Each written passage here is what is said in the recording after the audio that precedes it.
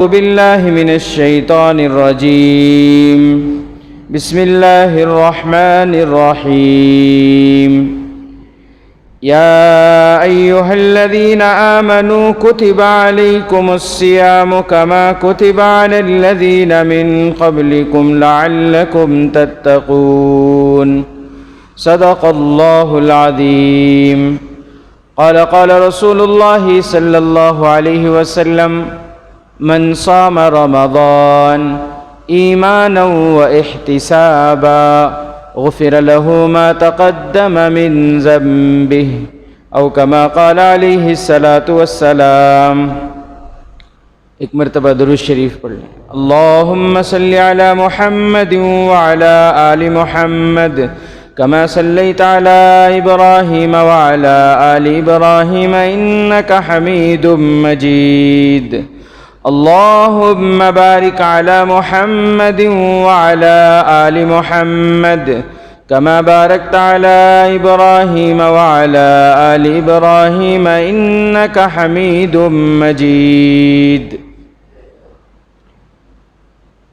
رب ذوالجلال کا بے انتہا کرم، اس کا فضل اور احسان، اللہ تبارک و تعالی نے ایک مرتبہ پھر ہمیں رمضان کا مبارک مہینہ عطا فرمایا.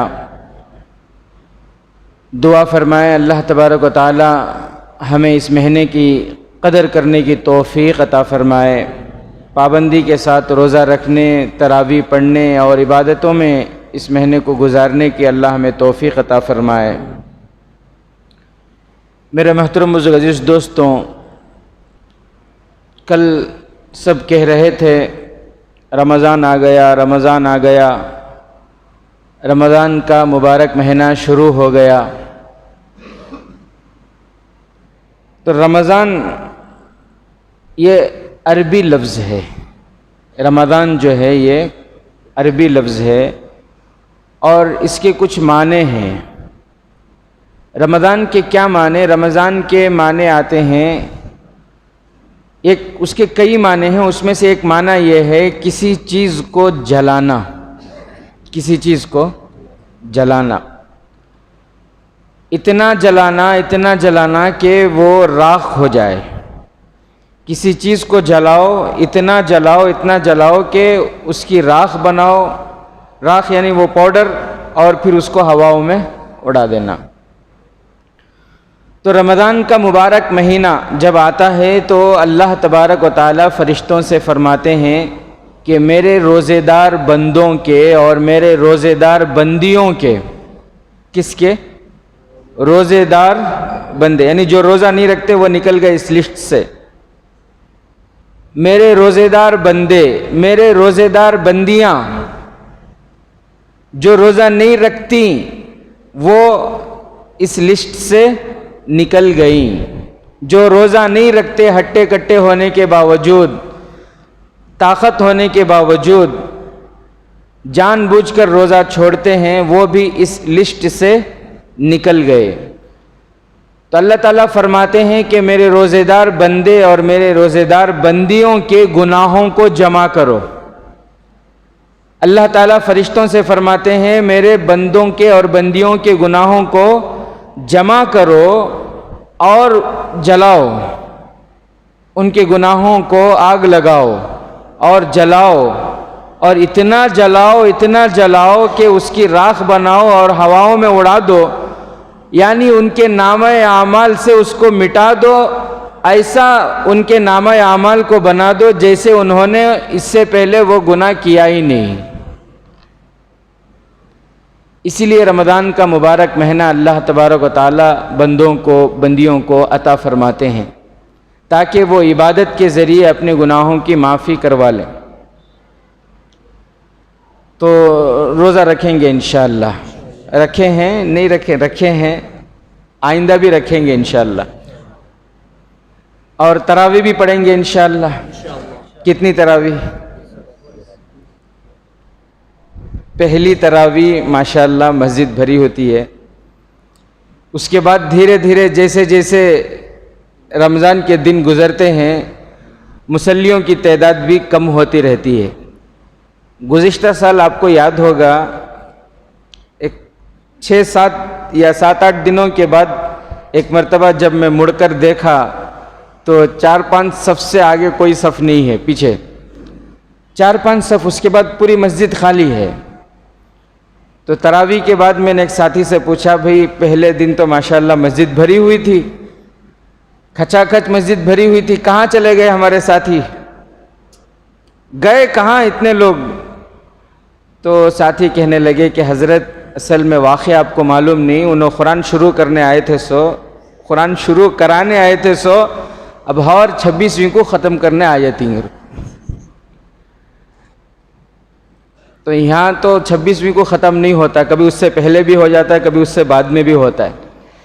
تو بہرحال میرے عزیز ساتھیوں، ارادہ کریں کہ انشاءاللہ پورے رمضان پابندی سے تراویح پڑھیں گے انشاءاللہ، اور روزہ تو رکھے ہیں اور رکھیں گے انشاءاللہ۔ روزہ رکھنے پر کیا ملے گا؟ روزہ میں نے رکھا، آپ نے رکھا ہے، تو اس پر کیا ملے گا؟ میرے اور آپ کے آقا احمد مجتبیٰ محمد مصطفیٰ سرکار دو عالم صلی اللہ علیہ وسلم فرماتے ہیں کہ میرا امتی کوئی بھی عمل کرے گا، میرا امتی نماز پڑھے گا، اللہ جنت عطا کریں گے، میرا امتی زکوٰۃ ادا کرے گا، اللہ جنت عطا فرمائیں گے، میرا امتی صدقہ خیرات کرے گا، اللہ جنت عطا کریں گے، میرا امتی عمرے کرے گا، حج کرے گا، اللہ جنت عطا فرمائیں گے۔ جناب آقا محمد الرسول اللہ صلی اللہ علیہ وسلم فرماتے ہیں کہ میرا امتی کوئی بھی عبادت کرے اللہ جنت عطا کریں گے، لیکن میرے امت کے بندے اور بندیاں روزہ رکھیں گے تو اللہ جنت نہیں عطا کرے گا، اللہ جنت نہیں دے گا، بلکہ کل قیامت کے دن اللہ تعالیٰ روزے دار بندوں سے، روزے دار بندیوں سے اللہ یہ فرمائیں گے کہ تو میرا بن گیا، میں تیرا بن گیا۔ اللہ تعالیٰ کیا فرمائیں گے؟ تو میرا بن گیا، میں تیرا بن گیا۔ اس سے بڑا انعام کیا ہو سکتا ہے؟ تو روزہ رکھیں گے بھائی انشاءاللہ۔ تو ساری عبادتوں کا بدلہ جنت ہے، اور روزے کا بدلہ جنت والا۔ روزوں کا بدلہ کیا ہے؟ جنت والا۔ کون ہے جنت والا؟ اللہ۔ جناب آقا محمد الرسول اللہ صلی اللہ علیہ وسلم فرماتے ہیں، من صام رمضان ایمانا و احتسابا غفر له ما تقدم من ذنبی، کہ جو بھی بندے اور بندیاں روزہ رکھیں، نمبر 1 ایمان کی حالت میں، نمبر 1 کیا ہے؟ ایمان شرط ہے، ورنہ ایمان کے بغیر اگر کوئی بھوکا رہے اور یہ کہے میں روزہ رکھتا ہوں تو اس کا روزہ اللہ کے یہاں قابل قبول نہیں ہے، سوائے بھوکا رہنے کے اس کو کچھ اور ملنے والا نہیں ہے۔ تو میرے بندے اور بندیاں روزہ رکھیں ایمان کی حالت میں، اور دوسری شرط یہ ہے کہ خوشی خوشی، بشاشت کے ساتھ۔ کیسے؟ خوشی خوشی روزہ رکھیں، لیکن کیسے؟ خوشی خوشی۔ بہت سے لوگ روزہ رکھتے ہیں لیکن خوشی نہیں ہوتی ان کو، دل میں بوجھ ہوتا ہے، ایک بوجھ سمجھ کر روزہ رکھتے ہیں۔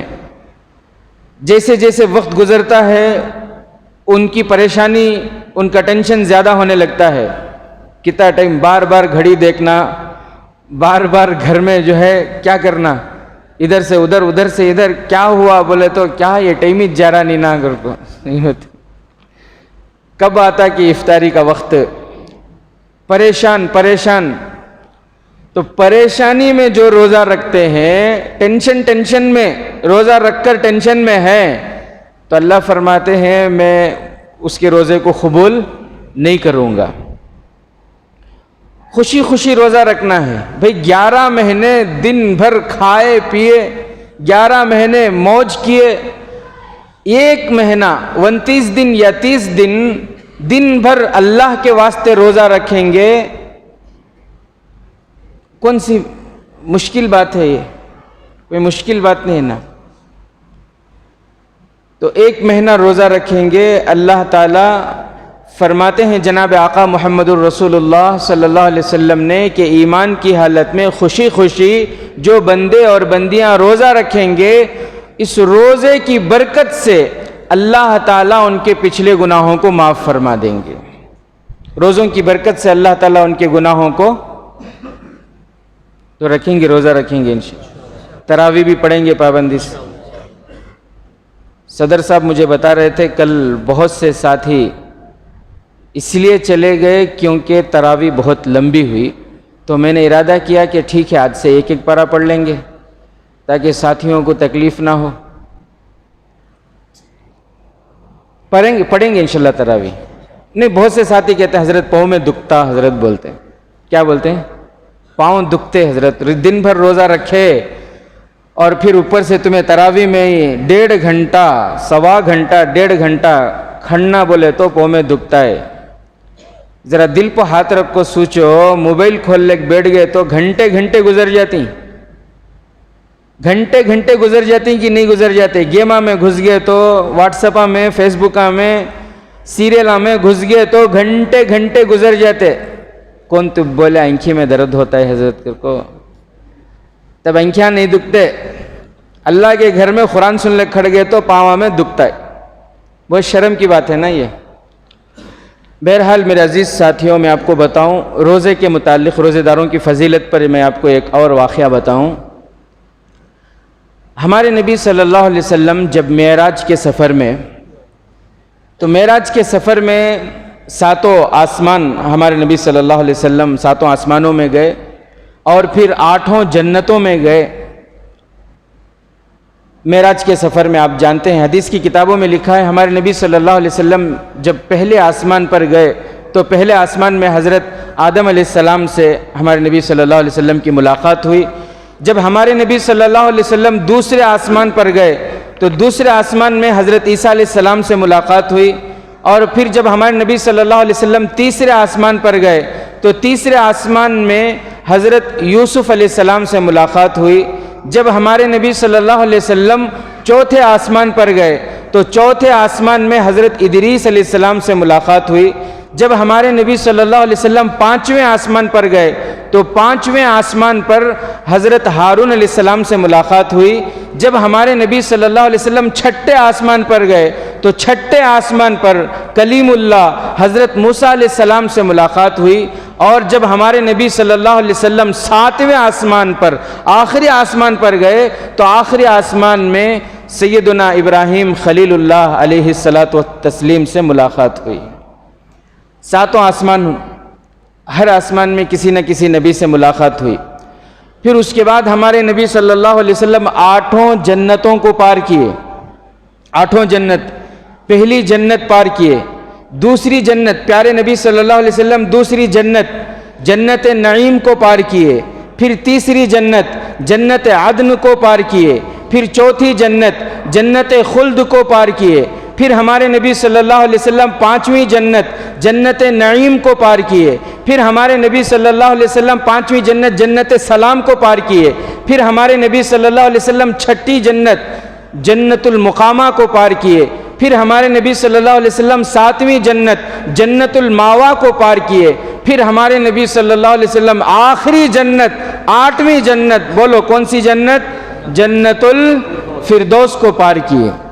اچھا، میں آپ کو جو بات بتانا چاہ رہا تھا نا وہ یہ کہ معراج کے سفر میں ہمارے نبی صلی اللہ علیہ وسلم جب آسمانوں کو اور جنتوں کو پار کر رہے تھے تو ساتھ میں ہمارے نبی صلی اللہ علیہ وسلم کے کون تھے؟ بھئی بولو نا کون تھے؟ حضرت جبرائیل امین، حضرت جبرائیل امین تھے، فرشتوں کے سردار تھے۔ فرشتے کتنے ہیں کسی کو نہیں معلوم، ان گنت فرشتے، آسمانوں میں فرشتے، پہلے آسمان میں، دوسرے آسمان میں، جنتوں میں فرشتے، فرشتے کتنے کسی کو نہیں معلوم، ان گنت فرشتے۔ سارے فرشتوں کے سردار حضرت جبرائیل امین۔ تو حضرت جبرائیل امین ساتھ میں تھے، سفر معراج کا طے ہو رہا ہے، آسمانوں کو پار کر رہے ہیں، جنتوں کو پار کر رہے ہیں۔ درمیان میں حضرت جبرائیل امین کہتے ہیں پیارے آقا حضرت محمد مصطفیٰ صلی اللہ علیہ وسلم سے کہ اللہ کے نبی ایک فرشتے ہیں وہ بہت تڑپ رہے ہیں، وہ آپ سے ملاقات کرنا چاہتے ہیں، وہ آپ سے ملاقات کرنا چاہتے ہیں۔ جیسے میں نے آپ کو کہا فرشتے کتنے ہیں نہیں معلوم، اللہ نے قرآن میں فرمایا لا یعصون اللہ جس کا ترجمہ یہ ہے کہ اللہ تعالیٰ فرماتے ہیں کہ فرشتے انگنت ہیں جن کو کوئی شمار نہیں کر سکتا. جس آیت کا ترجمہ یہ ہے کہ ان کو کوئی شمار نہیں کر سکتا. تو حضرت جبریل امین نے فرمایا کہ اللہ کے نبی ایک فرشتے ہیں اور وہ بڑے بے چین ہیں، بے قرار ہیں، بے تاب ہیں، اور وہ صرف اور صرف آپ سے ملنا چاہتے ہیں. تو ہمارے نبی صلی اللہ علیہ وسلم نے فرمایا کہ آپ تو ہیں فرشتوں کے سردار، پھر اور کسی سے ملنے کی کیا ضرورت؟ نہیں، وہ بڑے بے چین ہیں اور صرف ایک ہی ہیں اور آپ سے ملنا چاہتے ہیں. تو ہمارے نبی صلی اللہ علیہ وسلم نے فرمایا کہ ٹھیک ہے، آپ ان کو بلا لو. وہ فرشتے آئے اور پھر حضرت جبریل امین جب پردہ ہٹائے تو وہ فرشتے آئے اور پھر اللہ کے نبی صلی اللہ علیہ وسلم سے ان کی ملاقات ہوئی، سلام پیام ہوا، بات چیت ہوتے رہی. باتوں باتوں میں ہمارے نبی صلی اللہ علیہ وسلم ان فرشتے کو پوچھے، اس فرشتے سے پوچھے کہ تمہاری عمر کتنی ہے؟ کیا پوچھے؟ تمہاری عمر، کم عمر کا، تمہاری عمر کتنی ہے؟ تو وہ جو فرشتہ تھا اس نے بڑا پیارا جواب دیا. وہ فرشتہ کہنے لگا کہ لا عالم، اللہ کے نبی مجھے نہیں معلوم کہ میری عمر کتنی ہے، میں نہیں جانتا میری عمر کتنی ہے، لیکن ہاں اتنی بات مجھے یاد ہے کہ حضرت آدم علیہ السلام کی پیدائش سے 2000 سال پہلے اللہ نے مجھے پیدا کیا. حضرت آدم علیہ السلام کی پیدائش سے 2000 سال پہلے، تو کتنی لمبی عمر ہوگی. اللہ کے نبی صلی اللہ علیہ وسلم نے فرمایا کہ تمہاری عمر تو بہت لمبی ہے، تمہاری عمر بہت لمبی ہے. تو ہمارے نبی صلی اللہ علیہ وسلم پوچھے کہ اچھا یہ بتاؤ کہ تمہارے ذمے کیا کام ہے، تم کام کیا کرتے ہو؟ فرشتوں کو اللہ تعالیٰ نے کام میں متعین کر دیے، ان کے ذمے کام لگا دیے. بھی معلوم ہے نا، قرآن میں ہم آیتیں پڑھتے رہتے ہیں. ان گنت فرشتے ہیں اور فرشتوں کو جس کام پر اللہ نے متعین کیا قیامت تک وہ اسی، کوئی رکوع میں ہے، کوئی قیام میں ہے، کوئی سجدے میں ہے، تو وہ قیامت تک سجدے میں ہی رہیں گے. کوئی سبحان اللہ کہہ رہا ہے، قیامت تک اس کی ڈیوٹی سبحان اللہ کہتا رہے گا. کوئی لا الہ الا اللہ کہہ رہا ہے، قیامت تک اس کی ڈیوٹی لا الہ الا اللہ کہتا رہے گا. کوئی الحمدللہ کہہ رہا ہے، قیامت تک وہ الحمدللہ کہتا رہے گا. اللہ نے فرشتوں کو اتنے فرشتے بنائے، اتنے فرشتے پیدا کیے اور پھر ان کے کام، ان کے ذمے کام لگا دیے اور قیامت تک وہ اپنے کام میں مشغول ہوں گے. قرآن میں اس بات کو اللہ تعالیٰ نے جگہ جگہ ارشاد فرمایا، وَمَا مِنَّا إِلَّا لَهُ مَقَامٌ مَعْلُومٌ وَإِنَّا لَنَحْنُ الصَّافُّونَ. ایک اور جگہ اللہ تعالیٰ نے فرمایا وَالصَّافَّاتِ صَفًّا فَالزَّاجِرَاتِ زَجْرًا فَالتَّالِيَاتِ ذِكْرًا. ایک اور جگہ اللہ تعالیٰ نے فرمایا وَالنَّازِعَاتِ غَرْقًا وَالنَّاشِطَاتِ نَشْطًا وَالسَّابِحَاتِ سَبْحًا فَالسَّابِقَاتِ سَبْقًا. مختلف جگہوں میں اللہ تعالیٰ نے فرشتوں کے کام کے بارے میں قرآن میں فرمایا. تو ہمارے نبی صلی اللہ علیہ وسلم اس فرشتے سے پوچھتے ہیں کہ اچھا یہ بتاؤ کہ تمہارے ذمے کام کیا ہے؟ تمہاری عمر تو معلوم ہوئی کہ حضرت آدم علیہ السلام کے پیدا ہونے سے 2000 سال پہلے اللہ نے تمہیں پیدا کیا، لیکن تمہارے ذمے کام کیا ہے؟ اس فرشتے نے کہا کہ جب سے اللہ نے مجھے پیدا کیا ہے اس وقت سے لے کر قیامت تک اللہ نے جو کام میرے ذمے لگایا وہ یہ کہ اس وقت سے لے کر قیامت تک میری زبان پر صرف ایک نام، اور وہ ہے محمد محمد محمد محمد محمد الرسول اللہ محمد الرسول اللہ. قیامت تک کے لیے یہ میری ڈیوٹی ہے. وہ تو آج فرشتوں میں ہنگامہ تھا کہ محمد آ رہے ہیں، محمد آ رہے ہیں. مجھے پتہ چلا کہ آپ آ رہے ہیں تو میں نے سوچا کہ جن کے نام کو میں اب تک لے رہا ہوں اور قیامت تک جن کا نام لینے کی میرے ذمے ہے وہ ذات آ رہے ہیں، تو میں ڈائریکٹ اللہ کے پاس گیا اور اللہ سے میں نے درخواست کی کہ اللہ میں ان سے ملنا چاہتا ہوں جن کا نام میں اب تک لے رہا ہوں اور قیامت تک لوں گا، وہ آ رہے ہیں تو میں ان سے ملنا چاہتا ہوں، آپ اجازت دیں مجھے ملنے کی۔ اللہ تعالیٰ نے فرمایا کہ مجھ سے نہیں، خود ان سے جا کر پوچھو، اگر وہ ملنے کی اجازت دیں تو مل لینا، اگر نہیں تو پھر چلے جانا۔ تو میں آیا، آپ سے اجازت طلب کیا، آپ نے اجازت دی اور آپ سے ملاقات ہوئی۔ پھر انہوں نے کہا کہ اس فرشتے نے کہا کہ مجھے ایک اور اجازت دیجیے۔ اللہ کے نبی صلی اللہ علیہ وسلم خود پوچھے، اچھا ملاقات ہو گئی، تمہاری عمر معلوم ہو گئی، تمہارا کام معلوم ہو گیا، ایو شیئن ترید، اب یہ بتاؤ کہ تم کیا چاہتے ہو، تم کیا چاہتے ہو مجھ سے، کیوں ملاقات کرنے کے لیے آئے؟ تو وہ فرشتے کہنے لگے کہ اللہ کے نبی مجھے اجازت دیجیے کیونکہ میں آپ کے پیشانی کو چومنا چاہتا ہوں، مجھے اجازت دیجیے تاکہ ایک مرتبہ میں آپ کے پیشانی مبارک کو چوم لوں۔ اللہ کے نبی صلی اللہ علیہ وسلم نے فرمایا آ جاؤ۔ وہ کیسا خوبصورت منظر ہوگا جب اس فرشتے نے پیارے نبی کے پیشانی مبارک کو چوما ہوگا۔ اللہ تعالی ہمیں بھی قیامت میں یہ دولت نصیب فرمائے۔ تو اس کے بعد جب اس نے پیشانی مبارک کو چوما، اس کے بعد اس فرشتے نے کہا کہ اللہ کے نبی میں آپ کو ایک بشارت دینا چاہتا ہوں، آپ کو ایک میں خوشخبری دینا چاہتا ہوں۔ اللہ کے نبی صلی اللہ علیہ وسلم نے فرمایا کہ کیا خوشخبری؟ وہ لے گیا اور پھر اس نے ایک پردہ ہٹایا۔ اللہ کے نبی صلی اللہ علیہ وسلم فرماتے ہیں جب اس نے پردہ ہٹایا، رأیت صندوق الاخضر، میں نے ایک بہت بڑا صندوق دیکھا، سبز رنگ کا، چاندی کی طرح چمک رہا تھا، گرین کلر کا تھا، سبز رنگ کا تھا، بہت بڑا وہ صندوق تھا۔ تو اللہ کے نبی صلی اللہ علیہ وسلم پوچھتے ہیں فرشتے سے کہ یہ کیا ہے؟ تو فرشتہ کہنے لگا کہ اللہ کے نبی ایک وقت آئے گا آپ کی امت پر روزے فرض ہوں گے۔ معراج کا سفر کب ہوا تھا؟ جب ہمارے نبی صلی اللہ علیہ وسلم مکے میں تھے۔ معراج کا سفر کب ہوا تھا؟ جب ہمارے نبی صلی اللہ علیہ وسلم مکے میں تھے اور مدینہ ابھی ہجرت نہیں کیے، ہجرت سے پہلے معراج کا سفر ہوا۔ اور معراج کے سفر کا یہ قصہ میں آپ کو بتا رہا ہوں۔ معراج کے سفر میں فرشتہ اللہ کے نبی صلی اللہ علیہ وسلم سے کہہ رہا ہے کہ ایک وقت آئے گا آپ ہجرت کر کے مدینہ جائیں گے، اور جب مدینہ جائیں گے تو مدینے میں آپ کی امت پر اللہ روزے کو فرض فرمائیں گے۔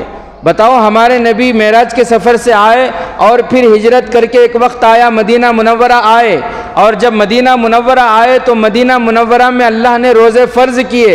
اللہ نے قرآن کریم کی یہ آیت اتاری، یا ایھا الذین آمنوا کتب علیکم الصیام کما کتب علی الذین من قبلکم لعلکم تتقون، وہ جو فرضیت روزہ جس سے ثابت ہے، فمن شہد منکم الشہر فلیصم، کہ تم میں سے جو بھی رمضان کے مبارک مہینے کو پائے اس کے اوپر روزے فرض۔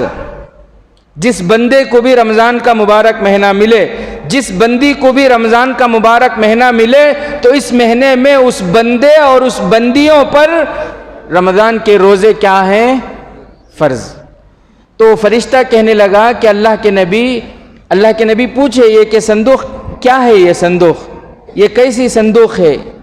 تو فرشتہ کہنے لگا کہ ایک وقت آئے گا آپ ہجرت کر کے مدینہ جائیں گے، آپ کی امت پر اللہ روزے فرض فرمائیں گے، آپ کی امت روزے رکھے گی، آپ کے امت جو روزہ رکھیں گی تو ان کے جو روزہ قبول ہوں گے، روزے داروں کے جو روزہ قبول ہوں گے، جن کا روزہ قبول ہوگا اس کا نام اس صندوق میں آ جائے گا۔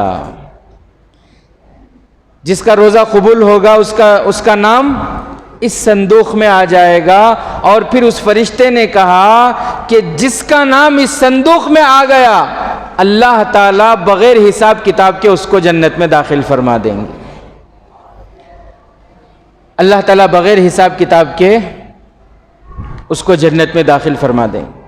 آج معمولی بہانوں سے، کیا بولے تو شوگر، کیا بولے تو نہیں سر چکراتا ہے، کیا بولے تو نہیں ہمیں ہارڈ ورک کرتی، معمولی بہانوں سے آج روزے چھوڑے جا رہے ہیں۔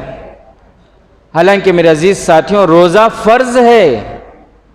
ہر بالغ عاقل صحت مند مسلمان پر روزہ فرض ہے۔ میرے دوستوں، یہ بہانے آج جو ہم کر رہے ہیں، اللہ کی قسم اگر اللہ نے واقعی صحت بگاڑ دی، دنیا کے سارے ہسپتال پھرتے رہیں گے پھر بھی صحت اچھی نہیں ہوگی، یاد رکھیں۔ آج اللہ نے صحت دی ہے تو غفلت پڑے ہوئے ہیں، آج اللہ نے طاقت دی ہے تو غفلت میں ہیں۔ جان بوجھ کر لوگ رمضان کے مہینے میں روزہ توڑ رہے ہیں، کھانا کھا رہے ہیں، ہوٹلوں میں، چائے کے دکانوں میں رمضان کی بے حرمتی کرتے پھر رہے ہیں۔ اللہ خدا نہ خواستہ اگر اللہ ناراض ہو گیا، اللہ ناراض ہو گیا، آپ کروڑ پتی ہوں گے، دنیا کے کھانے کی ساری آئٹمیں آپ کے سامنے ہوں گی، مگر اللہ آپ کو کھانے سے مجبور کر دے گا، آپ نہیں کھا سکتے۔ ایسی حالت لے کر آ سکتا ہے اللہ، اور لایا بھی کئیوں کے اوپر، کروڑ پتی ہیں لیکن کچھ نہیں کھا سکتے، یہاں تک کہ نمک بھی نہیں، شکر بھی نہیں۔ دنیا کے ساری قیمتی سے قیمتی چیزیں خرید کر کھانے کی طاقت ہے لیکن کھا نہیں سکتے۔ یہ اللہ کا عذاب ہے۔ تو اللہ کے واسطے اللہ نے روزہ رکھنے کی طاقت دی ہے، اللہ کا ڈر خوف کریں، اللہ کا ڈر خوف لائیں دل میں۔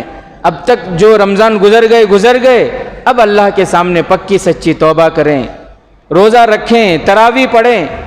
آج بہانہ کر رہے ہیں، پاؤں میں درد ہو رہا ہے، پاؤں میں درد ہو رہا ہے، اللہ کی قسم اللہ ناراض ہو کر اگر اللہ پاؤں میں درد دے دے، سارے ڈاکٹروں کے دوائی کھانے کے باوجود بھی پاؤں کا درد ختم نہیں ہوگا، درد سے تڑپتے رہیں گے پھر بھی درد ختم نہیں ہوگا۔ تو اس لیے بہانے نہیں، پابندی سے پڑھنے کی کوشش کریں، تراویح پڑھنے کی کوشش کریں، روزہ رکھنے کی توبہ کریں۔ رمضان کا مبارک مہینہ، جنت کے دروازے کھلے، جہنم کے دروازے بند ہیں، توبہ کا دروازہ کھلا ہے۔ اللہ تو چاہتے بھی یہی ہیں، اللہ کتنے پیارے ہیں، اللہ فرماتے ہیں میرے بندے، جب اللہ کے سامنے کوئی روتا ہے، اللہ فرماتے ہیں اس کے آنسو گال پر، اس کے رخسار پر گرنے سے پہلے میں اس کی مغفرت کر دیتا ہوں۔ ایک صحابی نے کہا اللہ کے نبی مجھے تو رونا ہی نہیں آتا، میں کتنا رونے کی کوشش کرتا ہوں میرے تو آنسو نہیں نکلتے۔ اللہ کے نبی نے فرمایا رونا نہیں آتا کوئی بات نہیں، رونے کی صورت بنا لے، اللہ رونے کی صورت بنانے پر بھی تیری مغفرت کر دے۔